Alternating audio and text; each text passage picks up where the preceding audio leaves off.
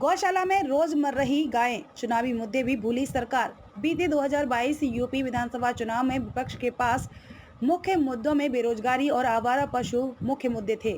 इन मुद्दों की काट निकालते हुए सत्ता सरकार तक पहुंचने के लिए योगी सरकार ने भी जनता से बड़े बड़े वादे कर दिए।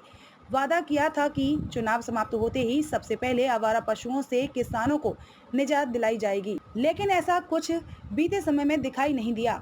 गांव-गांव गौशाला बनवाए जाने की बात भी सपना बनकर रह गई और जहां गौशाला बने भी हैं, वहां गाय को गौ माता मानने वाली योगी सरकार में गायों की दुर्दशा हो रही है।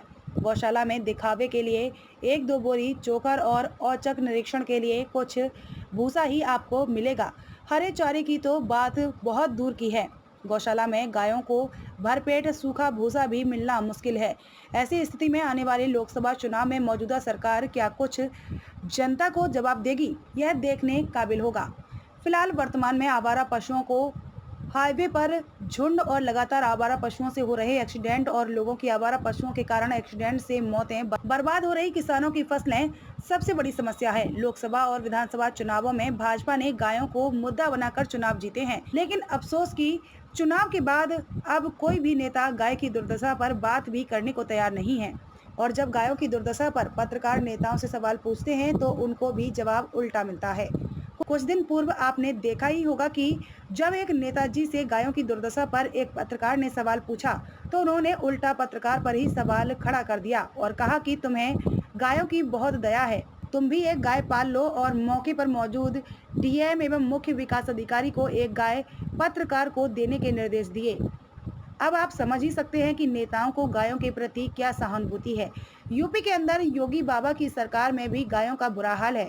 योगी सरकार ने हर विधानसभा क्षेत्र में गौशाला तो बनवा दी, लेकिन उन गौशालाओं के अंदर ही भूख और बीमारी से तड़प तड़प कर दर्जनों गायें रोज मर रही हैं। गौशाला में गायों की देखभाल करने वाली मरी हुई गायों को गौशाला के अंदर ही गड्ढे में दबा देते हैं। आलम यह है कि सैकड़ों गाय गड्ढों में गौशाला के अंदर दबी होने के कारण दुर्गंध के चलते एक तरफ पशुओं में बीमारियां फैल रही हैं तो दूसरी तरफ वहां गंदगी का साम्राज्य फैल रहा है।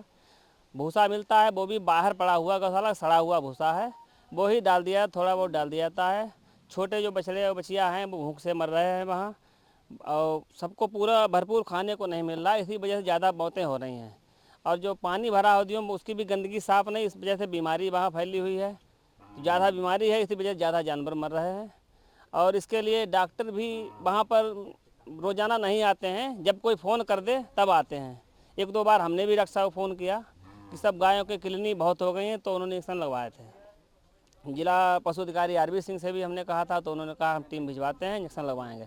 एक बार के अलावा फिर रोज़ डॉक्टर नहीं आते हैं, जबकि 350 गाय, पहले भी 400-500 गाय थी और करीब करीब 20-25 टाली गाय और आ चुकी हैं, उसके बाद भी 350 ही हैं। और जितनी भी गाय यहाँ मरती हैं वो सब जो गाय बंधी हैं रहती हैं, उनके चारों तरफ वो सड़ी हुई गाय डाल दी जाती हैं और उसी महक से वो जानवर मर रहे हैं। इसी वजह से बीमारी और फैली है। इस तरीके से बीमारी से महामारी फैल जाएगी और सब गाय मर जाएंगी और वहाँ आदमी को रुक नहीं पाता है, 3-4 लोग रहते हैं वहाँ। इस समय हम्पी देना चाहिए उनको गायों को। ग्रामीणों ने इसको लेकर कभी कोई आवाज़ नहीं उठाई? ग्रामीणों ने कई बार उठाई है।